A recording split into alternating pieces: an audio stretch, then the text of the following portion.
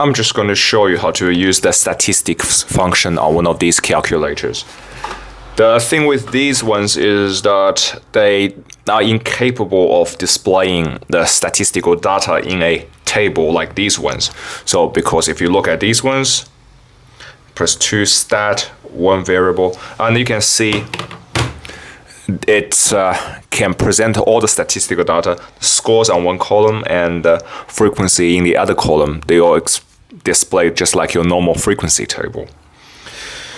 Well, a calculator like this, it does not have that much functionality, and so the statistics function on them is not as intuitive to use. And we shall go through the process of that. So firstly, let's go into the statistics mode. So okay, actually no shift. We go to mode 2. So SD here indicates that it's in statistics mode. And just to be safe, we will clear the memory so the data from previous calculations will not affect us in any way. So we go to shift clear and 1 stat clear equal. It should clear all the statistics data, and we just press exit. And now we are ready to enter our data set, which I have prepared earlier. So let's have a look at these ones first. We just have a series of 7 scores. So we just have to press 6, so the first score. And every time you enter a score, you press n+. So it commits it to the memory. Now n equals to 1 indicates that one score has been entered. So putting next one, 7, 2 scores have been entered. 8, 5, 3, 11, 12. Correction, 12. So all our 7 scores have been entered. Now, once we have these scores entered, then we just have to get out. And the calculator is ready to extract statistical information. So we press shift. As you can see, you will rely on 2 buttons here, sSum and sVariable. So sum, as the name suggests, just the sum. So the sum of squares of all the scores, the sum of all scores, and the number of scores. So if you want to sigma x, the sum of all scores, you just press 2 equal, and also saying that all the scores add up to 52. And if you want to see the number of scores, if you don't remember, it's 7 number of scores. So, well, and the next part is the sVariable thing. So statistics variable. So you press shift svar. So 1 here, x bar, which is the mean, the average. Here, this one is the standard, or population standard deviation, and this is the sample standard deviation. So if you want to see the average, you press 1 equal. The average is 7.43 really.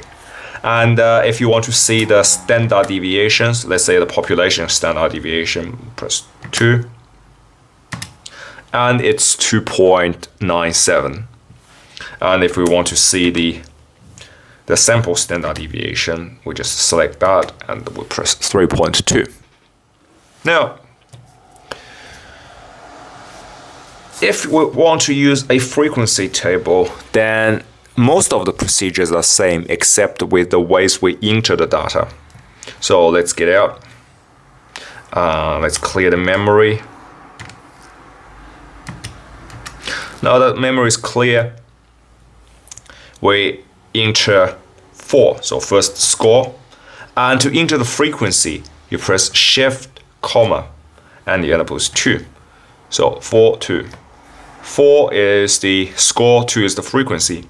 And the immediate correction, 4, shift, 2. And once you enter, immediately you see n equals to 2, which is means that 2 scores have been entered.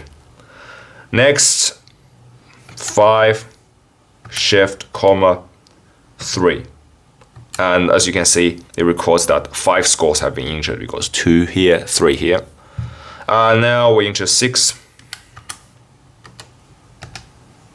Enter 7, shift, comma, 2, enter. So 11 scores have been entered.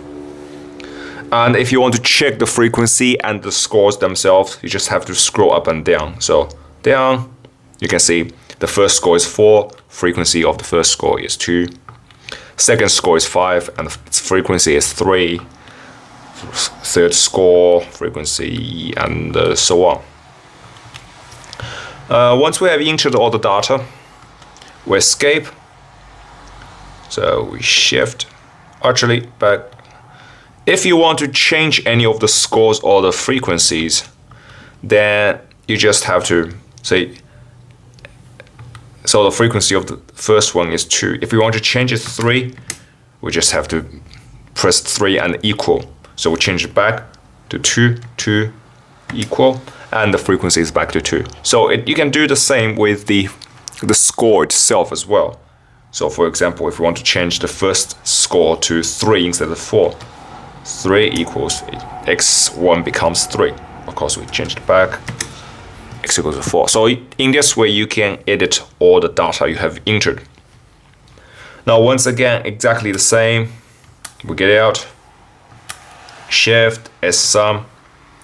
So once again, if we want to see the sum of all scores, equals to 61. So, and if we want to see the average, 1 equal 5.5, and if we want to see the standard deviation, it's 2 equal. Yeah, that's pretty much it. And that's a good habit to clear the memory once we are done. And that's it.